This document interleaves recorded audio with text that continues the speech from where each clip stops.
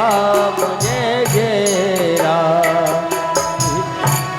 जय राम जय जय राम। श्री राम जय राम जय जय राम। श्री राम जय राम जय जय राम। हो कौशल्या के प्यारे राम दशरथ राजे दुलारे राम। कौशल्या के प्यारे राम दशरथ राज दुलारे राम। कौशल्या के प्यारे राम दशरथ राजे दुलारे राम। कौशल्या के प्यारे राम दशरथ राज दुलारे राम। ओ श्री राम जय जय राम। श्री राम जय जय राम। श्री राम जय जय राम। श्री राम जय जय राम।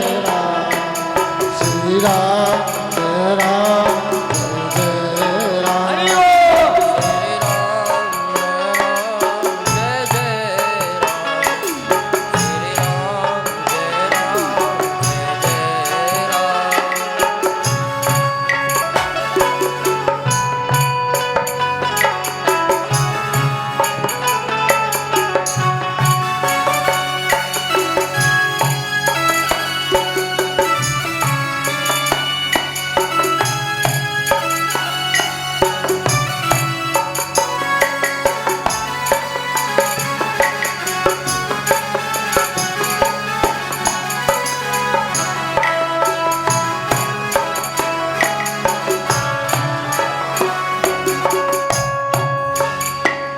हो लंकापत को मारे राम सबके कष्ट निवारे राम।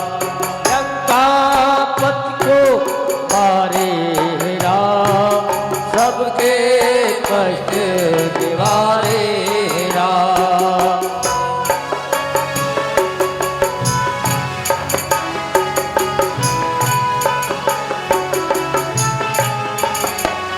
ओ श्री राम जय जय राम।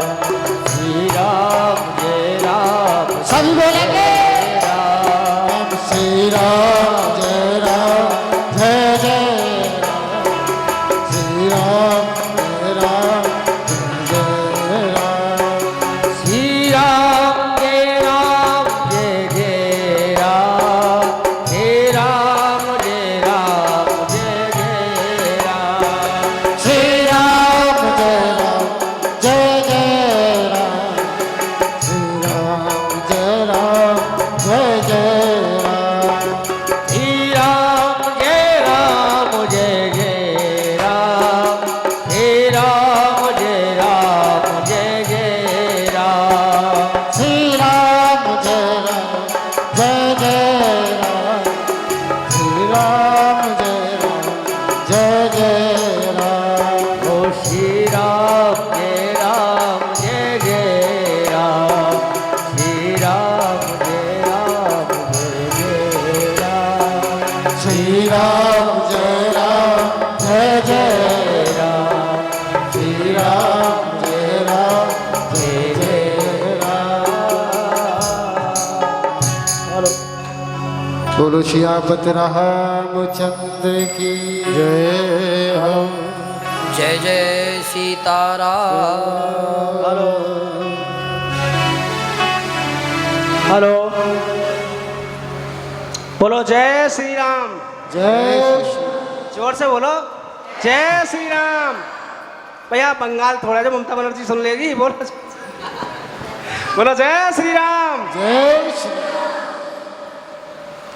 ये प्रभु के आशीर्वाद से और आप सब भक्तों के सहयोग से आज कथा का तीसरा दिन कथा की राम कथा चल रही है आपके मौजपुर में, आपके आदर्श ब्राह्मण धर्मशाला में।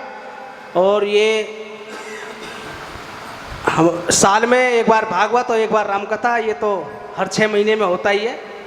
और पिछली बार की जो हमारे भागवत में हमारी माता जी उर्मिला जी भागवत में कथा थी, अब के प्रभु के आशीर्वाद से अब के रामकथा भी प्रभु ने उन्हीं के सपुर्द कर दिया कि आप कथा का भी श्रवण वही करा रही हैं सभी को।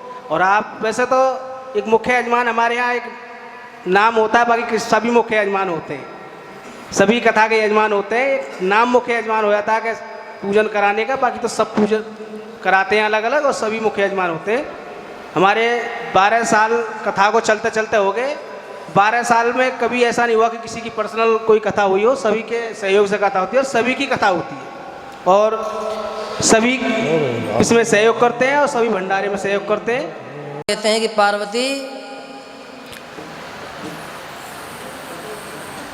भगवान की माया से बचने का तो केवल एक ही साधन है कि भगवान के नाम का गुणगान किया जाए, भगवान की शरणागति ली जाए। अब एक प्रसंग आएगा राजा प्रताप भानु का। मैंने पहले भी आपसे निवेदन किया था कि प्रताप भानु राजा दानी भी है, देवताओं की पूजा भी करता है, यज्ञादि कर्म भी करता है। देखो फिर भी उसकी दुर्गति हो गई है। तो इसकी दुर्गति के 3 कारण रहे। पहला कारण क्या रहा? कुसंगति। कथा आपने सुनी होगी, लेकिन मैं इस पर प्रकाश डालूंगा। कुसंगति कि जब वो वन में गया तो एक कपटी मुनि के संग उसको मिल गया महाराज, जो उसका पुराना शत्रु था, जिसको युद्ध में उसने हरा दिया था और वेश बदल करके वहाँ रह रहा था। राजा पहचान नहीं पाया, वो पहचान गया कि तो वही आदमी जिसने मुझे मार के भगाया था। उसको संत समझ लिया, उसके चक्कर में फंस गया, दुर्गति हो गई। दूसरा कारण गुरु का अपमान और तीसरा भोग और कामनाओं की अतृप्ति। इसलिए भगवान की माया से बचने का केवल एक ही साधन है, क्या? हरिरपि निज लोकम सर्वथा तो विहाय। कि जब हम भगवान की शरणागति करेंगे तो भगवान की जो आह्लादनी शक्ति है भक्ति देवी, वो हमारे हृदय में जागृत हो जाएगी महाराज। और जब भक्ति देवी हमारे हृदय में प्रकट हो जाएंगी तो फिर क्या होगा? बोले हरिरपि निज लोकम सर्वथा तो विहाय, कि भगवान सदा सर्वथा अपने धाम को छोड़ करके हमारे हृदय में प्रवेश कर जाएंगे। और जब भक्ति हमारे हृदय में प्रवेश करेगी तो महाराज भगवान तभी हमारे हृदय में आएंगे। हम कहते तो हैं क्या, तेरे पूजन को भगवान, बाद में क्या कहा? मन मंदिर आली। क्या वास्तव में ये आलीशान मंदिर बना हुआ है? जरा सच बताओ। है, ये तो हम सब जानते हैं। तो कहने का मतलब है कि जब तक हमारे हृदय में दूसरों के प्रति दोष, छल कपट, ईर्ष्या, बुराइयाँ, 3 पाप सबसे बड़े कहे गए हैं। वाल्मीकि रामायण में 5 पाप कहे गए हैं, मनुस्मृति में 3 पाप सबसे बड़े कहे गए हैं। पहला पाप, सबसे बड़ा पाप बतलाया है कि स्वर्णस्तेयम, सोने की चोरी। सोने की चोरी को सबसे बड़ा अपराधी बतलाया गया महाराज। किसी का हम सोना चुरा लें। सुरापानम, मदरा का पान करना, दूसरा सबसे बड़ा अपराध। कहते हैं कि शराब पीने वाला व्यक्ति के सारे यज्ञादि कर्म नष्ट हो जावे। तीसरा श्रेयस तथा नित्यति, कि नित्य कुसंग में पड़े रहना। कुसंग का मतलब आप जानते हैं, असंगति। चौथा, इनका संग करने वाला, इनकी हाँ में हाँ मिलाने वाला, मेल जोल रखने वाला। और चौथा, अपने से श्रेष्ठ, अपने से दिव्य कोई सामने वाला है, उनके साथ व्यभिचार रखना, उनके बच्चों के साथ, स्त्री के साथ, परिवार के लोगों के साथ व्यभिचार करना। ये 3 सबसे बड़े अपराध।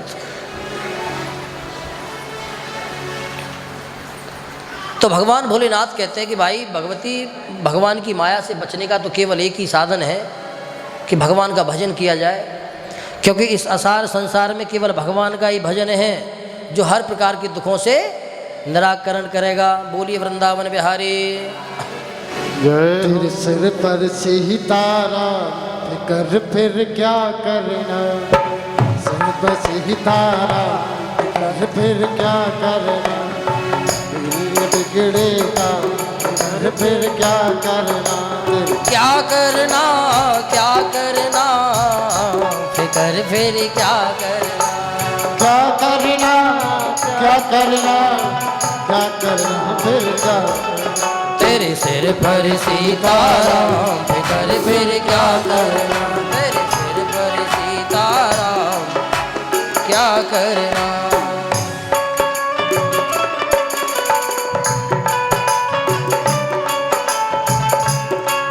सभी लोग आए ताली बजाते हुए।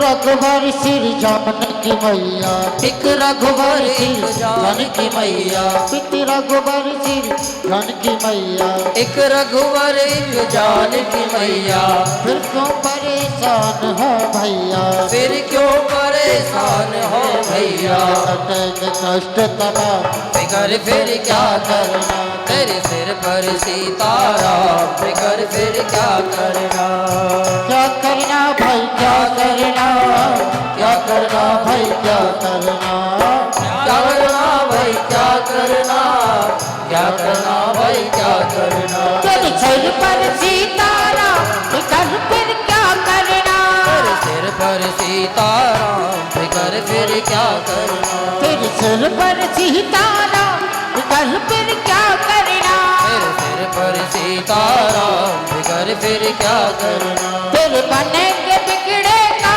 फिकर फिर क्या करना, तेरे कटेंगे कष्ट तमाम फिकर फिर क्या करना।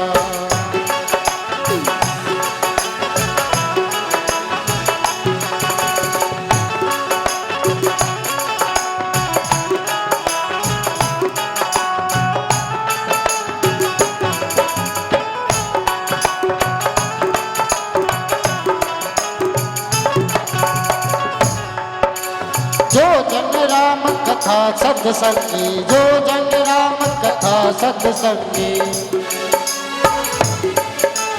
जो जन राम कथा सत्संगी, इनके सहायक श्री बजरंगी, उनके साथ है श्री बजरंगी, जो जन राम कथा सत्संगी, जो जन राम कथा सत्संगी, जिनके सहायक है बजरंगी, जिनके साथ है श्री बजरंगी, अतुलित बलधाम फिकर फिर क्या करना, तेरे अतुलित बल के धाम फिकर फिर क्या करना, सिर पे सीताराम फिकर फिर क्या करना, तेरे सिर पर सीताराम फिकर फिर क्या करना भाई क्या करना, क्या करना भाई क्या करना, क्या करना भाई क्या करना, क्या करना भाई क्या करना, सिर पर सीताराम फिकर फिर क्या करना, सिर पे सीताराम फिकर फिर क्या करना, बिगड़े बनेंगे काम फिकर फिर क्या करना, तेरे सिर पर सीताराम फिकर फिर क्या करना।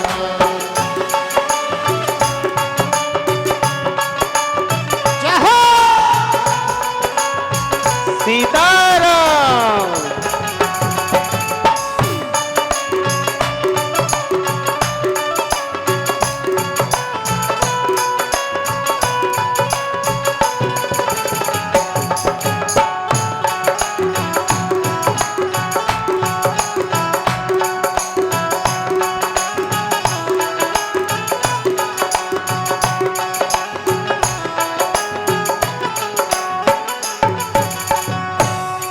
तेरी सर पे तेरे सर पे सीताराम फिकर फिर क्या करना रे, सिर्फ सीताराम कर फिर क्या करना, सिर्फ सीताराम कर फिर क्या करना। सिर पे सीताराम कर फिर क्या करना, ओ क्या करना भाई क्या करना, क्या करना भाई क्या करना, क्या करना भाई क्या करना, क्या करना भाई क्या करना, सिर्फ सीताराम कर फिर क्या करना। सीताराम कर फिर क्या करना, सिर्फ सीताराम फिकर फिर क्या करना, सिर्फ सीताराम कर फिर क्या करना, सीताराम कर फिर क्या करना, सिर्फ सीताराम फिकर फिर क्या करना, सीताराम कर फिर क्या करना, फिर बनेंगे बिगड़े काम फिकर फिर क्या करना।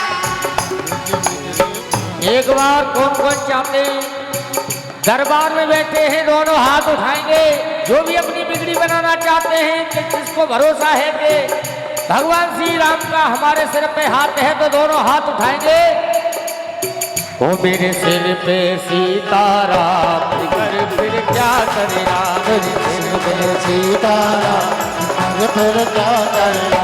अरे क्या करना हाँ क्या करना, क्या करना क्या करना, ओ क्या करना हाँ क्या करना, क्या करना क्या करना। फिर सिर पे सीताराम फिकर फिर क्या करना। फिर बनेंगे बिगड़े काम फिकर फिर क्या करना, सीताराम फिकर फिर क्या करना।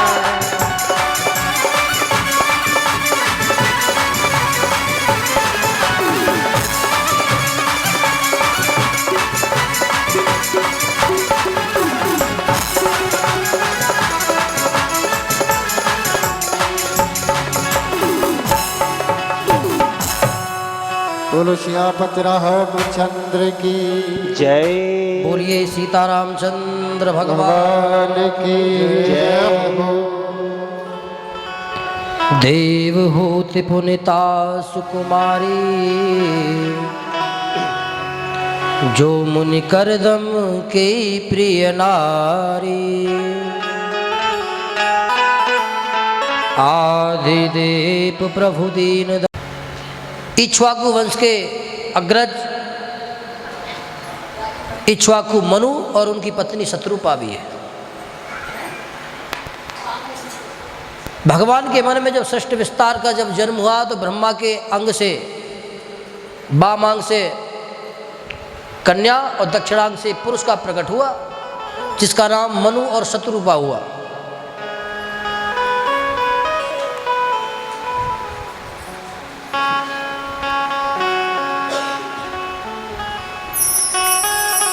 मनु महाराज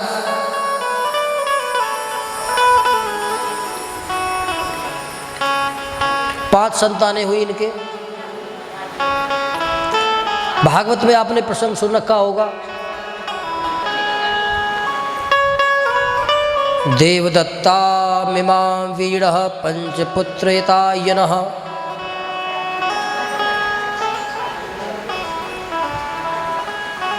प्रियवृत्तोत्तानपादौ शत्रुपापते सुतौ। देवहूति, आकुति और प्रसूति तीन कन्याएं और प्रियव्रत और उत्तानपाद दो बेटे। ये भागवत का प्रसंग है, रामायण में तो बहुत सूक्ष्म से दिया गया है। देवहूति का विवाह मुनि कर्दम के यहाँ पर हुआ, जिनके यहाँ पर 9 कन्याएं हुई।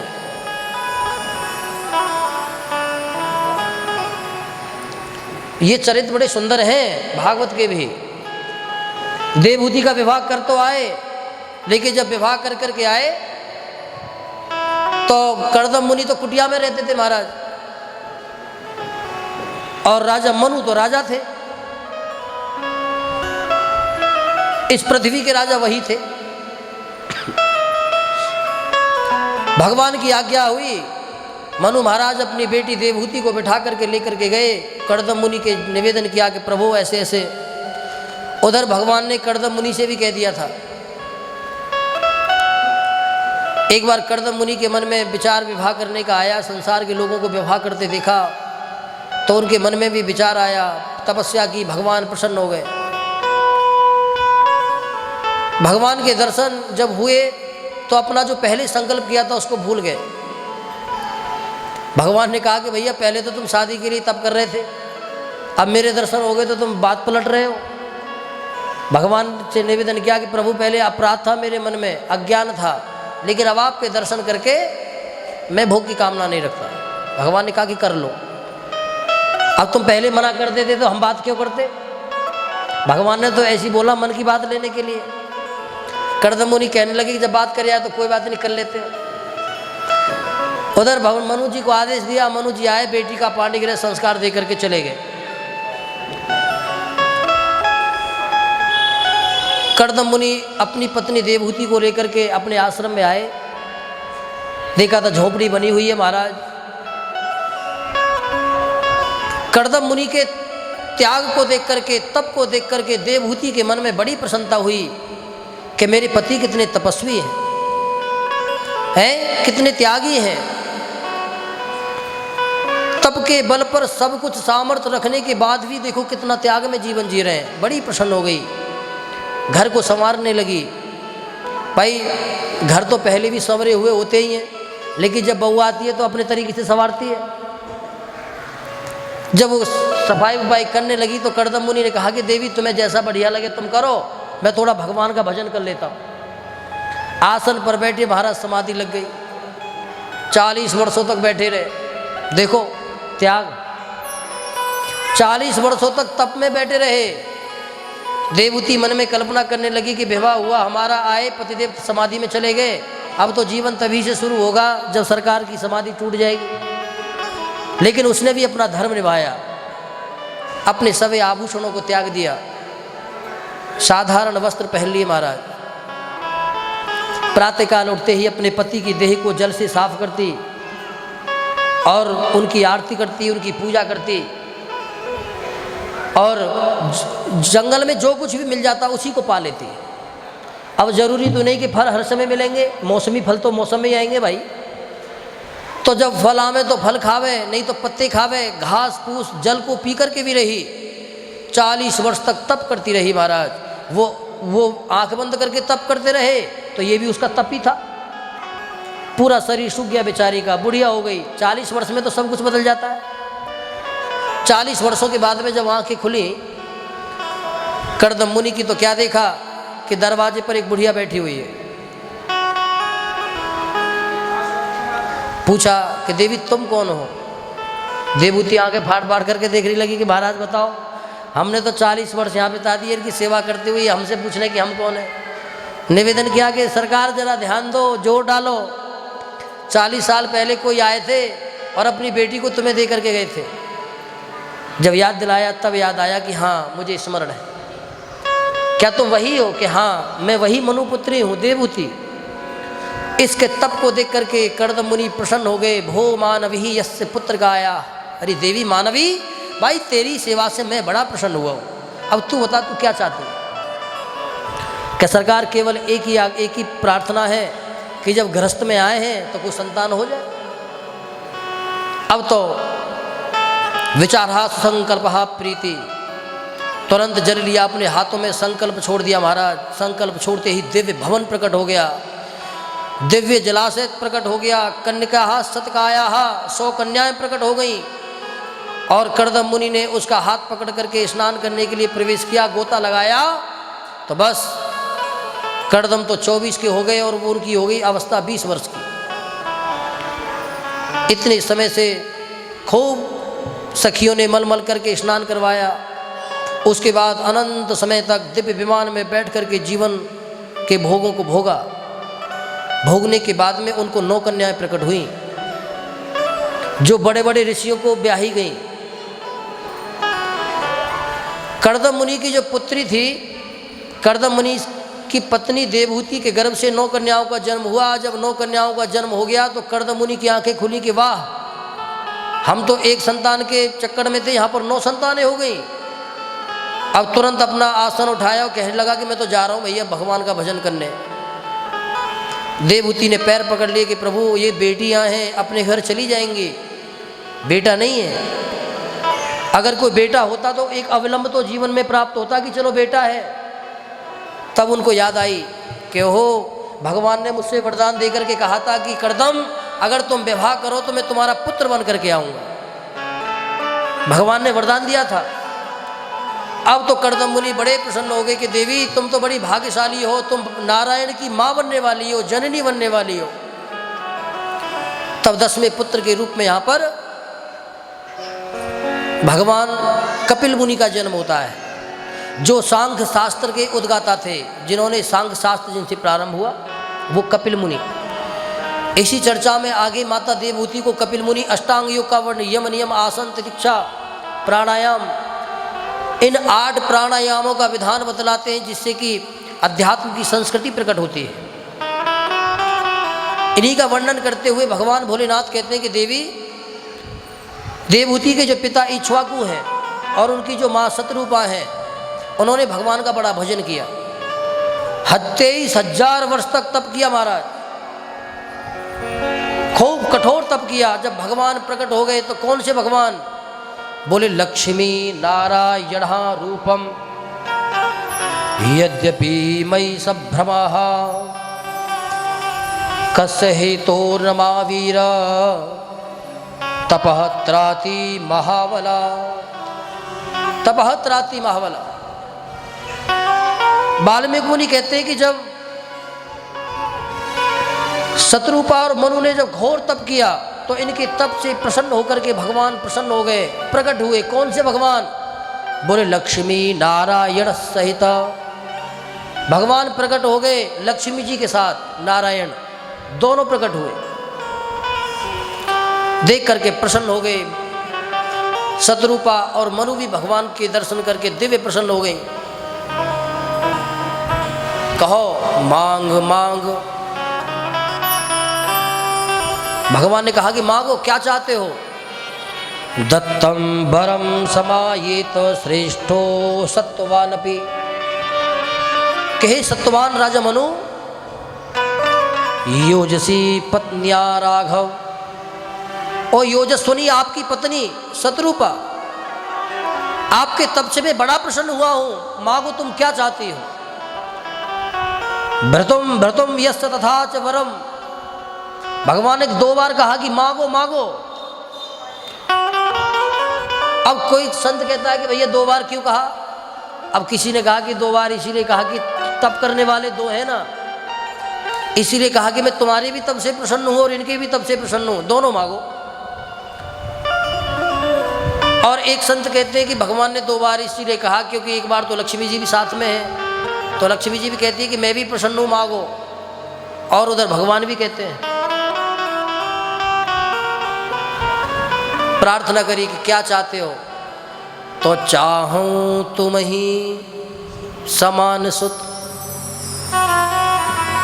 मैं तुम्हारे समान पुत्र चाहता हूं। प्रभु सन कवन दुराव। मैं तुम्हारे समान संतान चाहता हूं, पुत्र चाहता हूं। भगवान ने कहा कि भैया मेरे समान तो केवल मैं ही हूं, मेरे जैसा कोई और तो है नहीं। भगवान ने कहा कि चलो वैसे तुमने जो मांगा है दुर्लभ है, लेकिन तुमने जो तप किया है ना वो भी बड़ा दुर्लभ है, क्योंकि ऐसा तप किसी ने किया ही नहीं है। नैमिषारण्य की भूमि को तुमने पवित्र बना दिया। 23,000 वर्षों तक तप करना, दोनों पति पत्नी का एक भाव में। भगवान ने कहा कि वैसे तुम्हारा वर भी बड़ा कठोर है मांगना, लेकिन तुम्हारा तप भी बड़ा कठोर है। तब भगवान प्रसन्न हो गए और कहा कि आप सरिस खोजो कहाँ जाई, तुम कहाँ जाओगे मुझे खोजने के लिए कि मैं ही पुत्र के रूप में तुम्हारे घर में प्रकट होऊंगा। लेकिन कब? बोले सूर्यवंशश्च राजश्च अयोध्यावलविता। जब आप अयोध्या के राजा बनोगे। राजा तो अब भी है राजा बनो, लेकिन क्या कहा कि जब अयोध्या के आप राजा बनोगे तभी मैं तुम्हारा पुत्र बन करके आऊंगा, उससे पहले नहीं बनूंगा। तो यही मनु और शतरूपा दशरथ और कौशल्या के रूप में प्रकट हुए हैं। और इनके वरदान को पूरा करने के लिए भगवान का अवतार हुआ है। भगवान भोलेनाथ कहते कि एक कारण ये था। एक कारण आप कार्तिक में सुनती हैं जलंधर की कहानी। जलंधर बड़ा दुष्ट महाराज, बड़ा बदमाश, उसकी पत्नी वृंदा पतिव्रता, धर्म का पालन करने वाली, देवताओं के छक्के छुड़ा दिए उसने, है मारे ना मारे। क्यों? क्योंकि उसकी पत्नी पतिव्रता थी। अपनी मौत का रास्ता खुद ही बतला दिया। पार्वती का रूप लेकर के आ गया, भोलेनाथ का रूप लेकर के पार्वती के पास पहुंच गया। भगवती को जब मालूम पड़ा तो भगवती दौड़ी विष्णु के पास में गई। तब भगवान विष्णु ने कहा कि इस दुष्ट ने तो अपना रास्ता खुद ही बतला दिया। तो वो भगवान शंकर का रूप लेकर के गया था, तो इधर भगवान विष्णु जलंधर का रूप लेकर के वृंदा के पास चले गए। पातिव्रत धर्म को नष्ट कर दिया, उसकी मृत्यु हो गई। तो जब वृंदा का जब व्रत नष्ट हुआ था, तो ये कहानी तो बहुत विस्तार की है, तो यहाँ पर भगवान को उन्होंने श्राप दिया था। तो एक कारण ये भी था भगवान के अवतार लेने का। और भगवान कहते हैं कि एक कारण और था।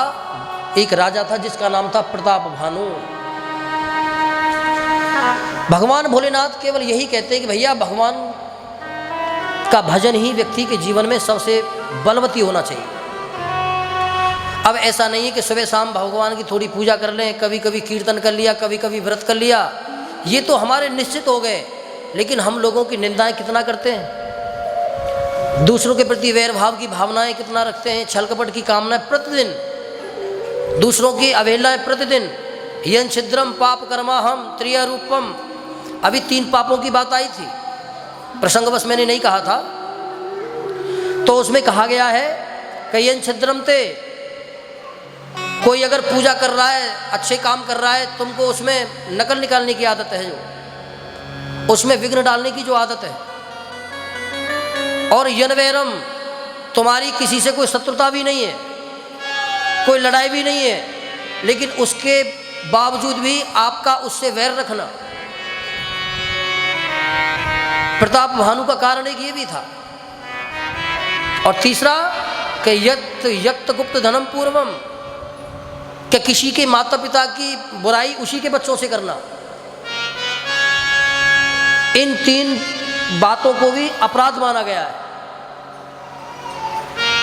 तो भगवान भोलेनाथ कहते हैं कि संसार के व्यक्ति का धर्म केवल यही है कि महाराज जिस देश में, जिस वेश में, परिवेश में रहे, राधा रमण राधा रमण राधा रमण कहें। सारे कार्य करते रहो, खाना भी बनाते रहो, घर के बच्चों को भी तैयार करते रहो, सारे काम करते रहो महाराज, लेकिन भगवान का स्मरण बना रहे। अब आपने अपने जीवन में देखा होगा कि अच्छा खासा खाना खा के लेटा था और लेटती चला गया भैया, आंखें बंद होगी, अरे अभी तो मेरे सामने दूध लेकर के आ रहा था और अभी मर गया। अगर वो दूध लाता लाता भगवान का भजन करता हुआ आता तो कोई दिक्कत ही नहीं थी। तो भगवान ये नहीं कहते कि मेरा भजन करने के लिए तुमको ये काम छोड़ना पड़ेगा, कोई कार्य छोड़ने की आवश्यकता नहीं। भगवान ने कहीं नहीं कहा, किसी भी शास्त्र में नहीं कहा। भगवान भी कहते कि भगवानों को भगवान नहीं मिलते भाई। अगर घर की जिम्मेदारियों को छोड़ करके भगवान का भजन करेंगे तो भगवान अपने घर के कार्य भी जरूरी है। जीवन लिया है, इसके भोगों की पूर्ति करना, बच्चे हैं उनको पढ़ाना लिखाना, ये धर्म है। लेकिन धर्म को निभाते निभाते हम परम धर्म की ओर बढ़े, क्योंकि परम धर्म तो केवल भगवान के शरण है। धर्म का भी पालन करें, संसार के सारे संबंधों का निर्वहन करें, चाचा के, ताऊ के, फूफा के, पत्नी के, बच्चों के सारे संबंधों को निभाएं, जो करना है सब कुछ करें। लेकिन इतना करने के साथ में भी एक संबंध और है हमारा, जो सच्चा संबंध है भगवान से, सच्चाई का संबंध, भजन का संबंध। जब तक भगवान से भजन का संबंध हम नहीं जोड़ेंगे महाराज, तो हम कितनी भी पूजा पाठ कर लें कुछ भी नहीं है, क्योंकि भगवान का भजन ही सुखदाई है। राम नाम सुखदाई, हाँ ये जीवन 2 दिन का राम नाम सुखदाई भजन करो भाई ये जीवन 2 दिन का ये राम नाम सुखदाई भजन कर बोलो ये जीवन 2 दिन का राम नाम सुखदाई भजन करो भाई ये जीवन 2 दिन का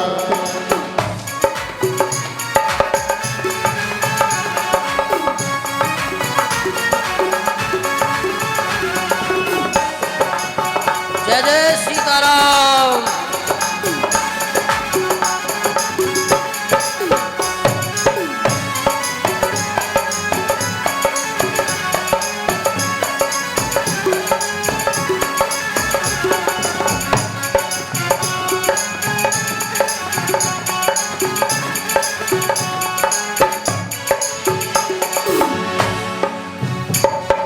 ये तन है जंगल की लकड़ी ये तन है जंगल की लकड़ी ये तन है जंगल की लकड़ी ये तन है जंगल की लकड़ी आग लगे जल जाई भजन कर भाई ये जीवन 2 दिन का ओ राम नाम सुखदाई भजन करो भाई ये जीवन 2 दिन का राम नाम सुखदाई भजन करो ये जीवन 2 दिन का ओ राम नाम केवल सुनना ही नहीं है गाना भी है करो भाई ये जीवन 2 दिन का क्योंकि यहाँ से जो गवेगा वो आप ही सुनोगे।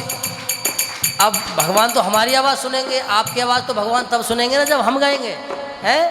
तो राम नाम सुखदाई भजन करो ये जीवन दिनेश जी आपकी आवाज़ नहीं आ रही। ओ राम नाम सुखदाई भजन करो भाई ये जीवन 2 दिन का ये तन है कागज की पुड़िया ओ ये तन है कागज की पुड़िया ये तन है कागज की पुड़िया ये तन है कागज की पुड़िया हवा चले उड़ जाई भजन करो भाई ये जीवन 2 दिन का ओ राम नाम सुखदाई भजन करो भाई जीवन 2 दिन का हो राम।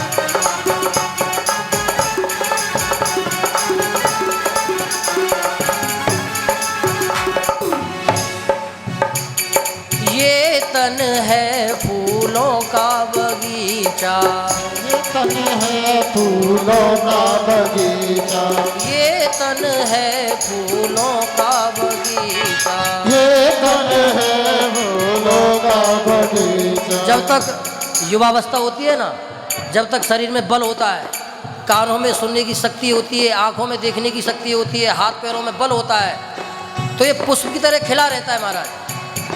और जब समय की जब मार पड़ती है तो बूढ़े हो जाते हैं, बाल सफ़ेद हो गए, आंखों से दिखना बंद हो गया, समझ गए होंगे, सुनाई कम पड़ गया। और जो यूँ चलते थे ना महाराज, पहले 6 फुट के थे, अब 3 फुट के रह गए। क्यों झुक गए?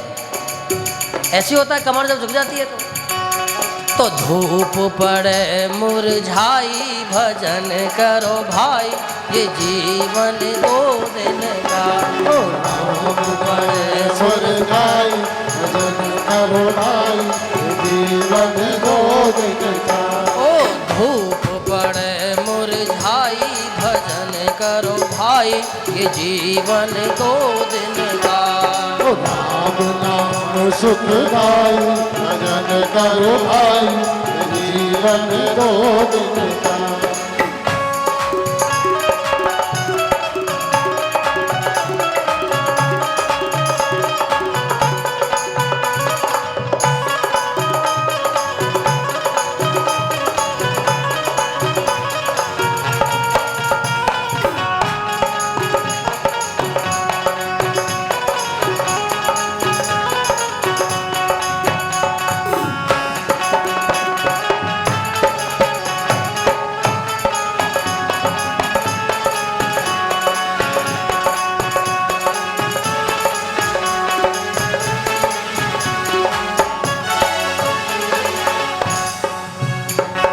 ये तन है मिट्टी का डेला, ये तन है मिट्टी का डेला, ये तन है मिट्टी का डेला, ये तन है मिट्टी का डेला।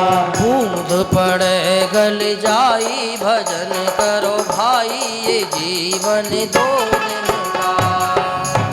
नाम सुखदाई भजन कर भाई, ये जीवन दो दिन का। राम नाम सुखदाई भजन करो भाई, ये जीवन। राम नाम सुखदाई भजन करो भाई, जीवन दो दिन का। राम राम सुखदाई, राम नाम सुखदाई भजन करो भाई, भाई ये जीवन दो दिन का। ओ राम नाम सुखदाई भजन करो भाई, ये जीवन दो दिन का। राम नाम सुखदाई भजन करो भाई, ये जीवन दो दिन का। राम सुखदाई भजन करो भाई, अब दो दिन जीवन है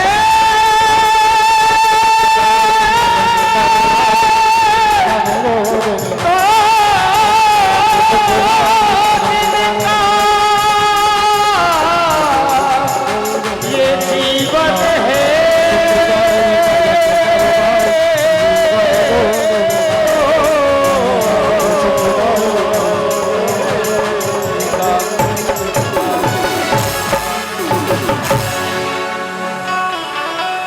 बोलिए सीतारामचंद्र भगवान भगवान की जय जय जय सीता।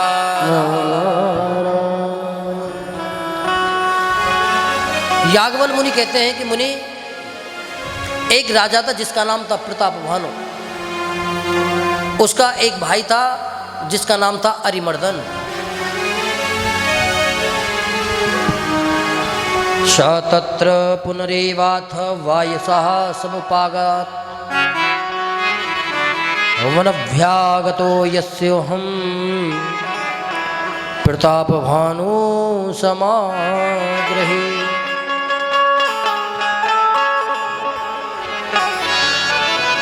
पुनरेवात वायसः,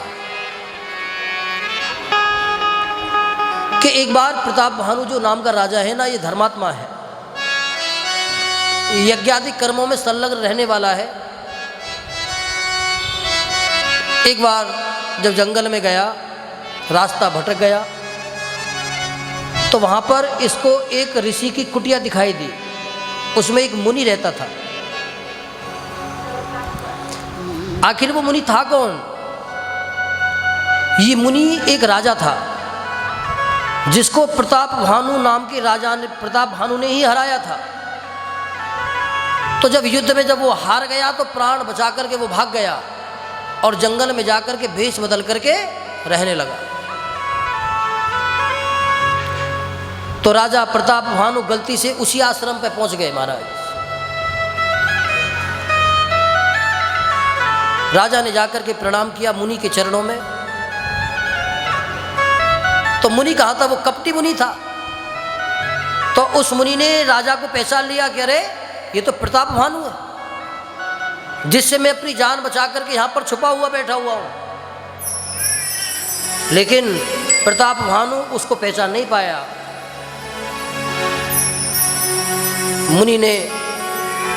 मुनि को प्रणाम किया राजा ने। मुनि ने आशीर्वाद दिया। मुनि ने राजा का परिचय पूछा कि आप कौन हो, आपका नाम क्या है। अब राजा प्रतापभानु ने राजनीति संगति के कारण, क्योंकि राजा था, इतना जल्दी किसी को अपना परिचय नहीं देना चाहिए, तो ऐसा विचार करके उसको अपना परिचय नहीं दिया, झूठ बोल दिया उससे राजा ने। राजा की इस बात को सुनकर के कपटी वो जो मुनि था बड़ा खुश हुआ कि अरे वाह, तुमने मुझसे झूठ बोला है कि तुम्हारा नाम प्रतापभानु है, लेकिन तुम राजा हो, शायद इस विचार करके तुमने मुझे झूठ बोला है, लेकिन ये कपट तुम्हारा मुझे अच्छा लगा। देखो ये बात समझने की है। वो मुनि क्या कहता है राजा से कि ये जो तुमने कपट किया है ना मुझसे, ये कपट मुझे अच्छा लगा।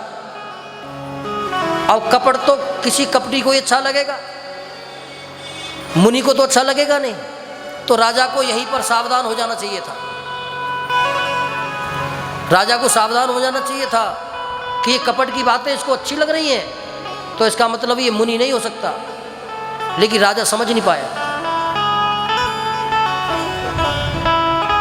राजा ने उनका परिचय पूछा कि तुम्हारा नाम क्या है, तो उसने झूठ बोल दिया कि मेरा नाम एक तनु है।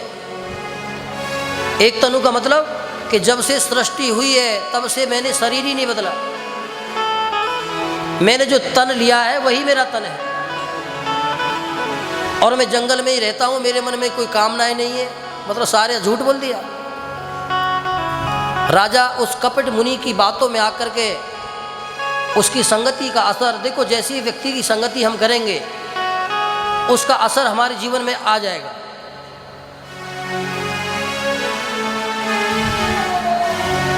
अब तो राजा के बारे में जब उस मुनि ने सब कुछ बतला दिया, राजा सोचने लगा कि ये तो मेरा नाम भी जानता है। तो राजा के मन में उसके प्रति श्रद्धा प्रकट हो गई। राजा के चरणों में निवेदन करने लगा। राजा के मन में कामनाएं उत्पन्न हो गई।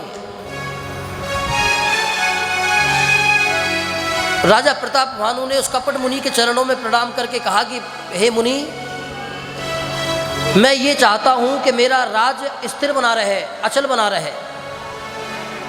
मुझे इसके लिए क्या करना है?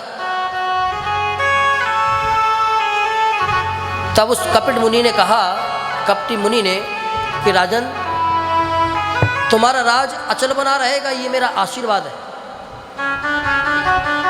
तुम्हारे राज्य को किसी से भय नहीं होगा कि हम जो कहें वही ब्राह्मण करे, ऐसा नहीं है।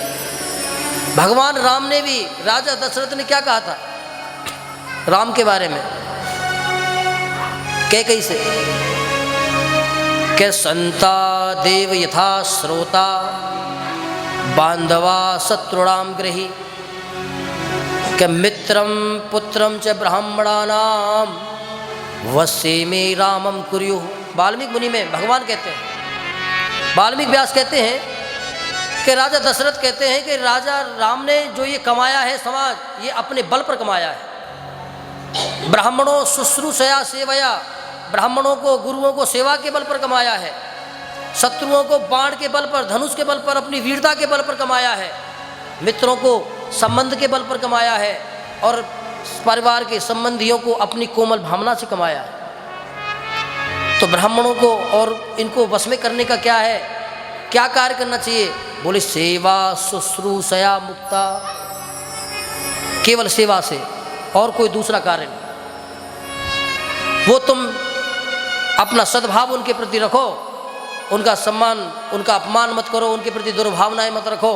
उनके द्वारा किए हुए तुम्हारे सारे कार्य संकल्पित हो जाएंगे, चाहे तुम्हारे मन में श्रद्धा हो या ना हो। लेकिन अगर वो कार्य तुमसे प्रसन्न है, वाल्मीकि मुनि कहते हैं कि अगर वो तुमसे प्रसन्न है तो तुम्हारे इसी भाव को तक करके जब वो तुम्हारे कर्म करेगा तो वो कर्म तुम्हारी कामनाओं का पूर्ति करने वाला बन जाएगा। लेकिन अगर चाहे तुम कितने भी विधि विधान से करवाइए, ब्राह्मणों के प्रति, गुरुओं के प्रति, आचार्यों के प्रति अगर तुम्हारे मन में श्रद्धा नहीं है तो या निष्कामया पूर्वम, कि तुम्हारी कामनाएं कभी पूर्ण नहीं हो सकती। तो वो कपटी मुनि कहता है कि राजन तुम ब्राह्मणों को अपने बस में करो। कि महाराज फिर मैं क्या करना पड़ेगा मुझे ब्राह्मणों को बस में करने के लिए? कि ब्राह्मणों को लिए बढ़िया भंडारे करवाओ, बढ़िया भोजन करवाओ, बढ़िया सेवा करो, सम्मान करो, केवल यही, और कोई दूसरा कार्य तो है नहीं। कि काम करो, क्या तुम अपने राज्य में भोजन की व्यवस्था बनवाओ और मैं स्वयं आऊँगा। क्यों? क्योंकि मैं एक तनु हूँ। जब से प्रकट हुई है तब से मैंने कोई शरीर धारण ही नहीं बदला, शरीर दूसरा नहीं बदला, वही शरीर है। मैं आऊँगा, अपने हाथों से भोजन बनाऊँगा, और उस भोजन को जब ब्राह्मण पाएंगे तो वो तुम्हारे वश में हो जाएंगे, तुमसे प्रसन्न हो जाएंगे। कि महाराज आओगे कैसे? कि मैं तुम्हारे पुरोहित का रूप लेकर के आऊँगा, तुम्हारे गुरु का। अब प्रताप भानु कहने लगा कि महाराज वहां पे तो हमारे गुरुजी भी होंगे, अब फिर तो गड़बड़ हो जाएगी, पहचान लेंगे आप। तब उस कपटी मुनि ने क्या कहा, जरा सुनना, कि तुम चिंता मत करना, तुम्हारे पुरोहित तुम्हारे गुरु को तो मैं बंद कर दूंगा और उसका रूप लेकर के आ जाऊंगा। तो तब भी राजा को सावधान हो जाना चाहिए था कि जो हमारे गुरु को बंद करवाने की बातें कर रहा है तो वो हमारा हित कैसे कर सकता है। लेकिन वो तो कामनाओं में खो चुका था, उसको तो अपने राज को स्थिर करने की कामनाओं उसको अंधा बना दिया था कि ठीक है महाराज, अब जैसा तुम कहोगे वैसा ही होगा। उस कपटी मुनि की संगति में आकर के राजा ने अपने धर्म का त्याग कर दिया, उसकी बातों में आ गया। महाराज अपने महल को लौट आया, निश्चित समय देख करके जो समय बतलाया था उसी समय पर वो कपटी मुनि वेश बदल करके उसके भोजनालय में आ गया और वहाँ पर भोजन बनाया। उस कपटी मुनि का एक मित्र भी था जो असुर था। उन्होंने जब भोजन बनाया तो उस भोजनों में ब्राह्मणों का ही मांस पकाया, और जब ब्राह्मण भोजन करने के लिए बैठे तो महाराज वही भोजन परोसा गया। जब भोजन परोसा गया, ब्राह्मण जब पाने लगे तो तभी आकाशवाणी हुई कि यदि तो ब्राह्मण युक्ता भोजि सेवा विंद्र जसो।